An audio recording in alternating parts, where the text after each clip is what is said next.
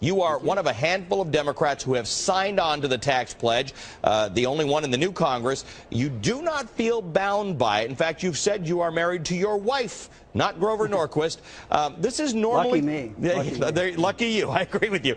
This is not normally thought of as a pledge for Democrats. It's thought of as a Republican pledge. Why did you sign on to it in the first place?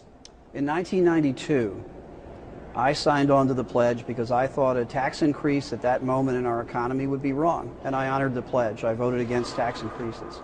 My understanding was it was for that one Congress. I've never renewed it, and I think that flexibility and doing what's right for the country is a heck of a lot more important than what Mr. Norquist wants. And I'm looking at a copy of the pledge here, and it's got a lot of detail, but it doesn't actually have an expiration date or a reference to how long it is. But a number of your colleagues have said the same thing, that I signed it at a time. I don't think it's forever. It's not a marriage. The other Democrats who signed the pledge, by the way, were either voted out of office or decided not to seek re-election. Norquist's group spent upward of $300,000 to defeat Representative Ben Chandler from Kentucky after he went back on the pledge. Are you worried about the consequences?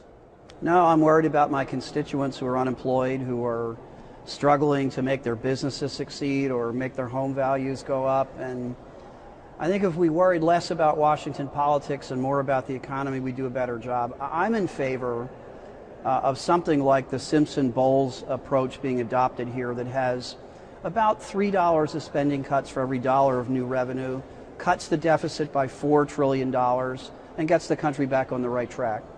You know, that's where some of the sticking point is. So we think that the sticking point is just on Republicans who don't want to raise taxes, but they say that it's on Democrats who are not willing to cut spending. What Republicans want to hear from Democrats is specifically what they're prepared to cut, what they're willing to agree to in exchange for that tax cut. So you're saying 3-1. That's an interesting number.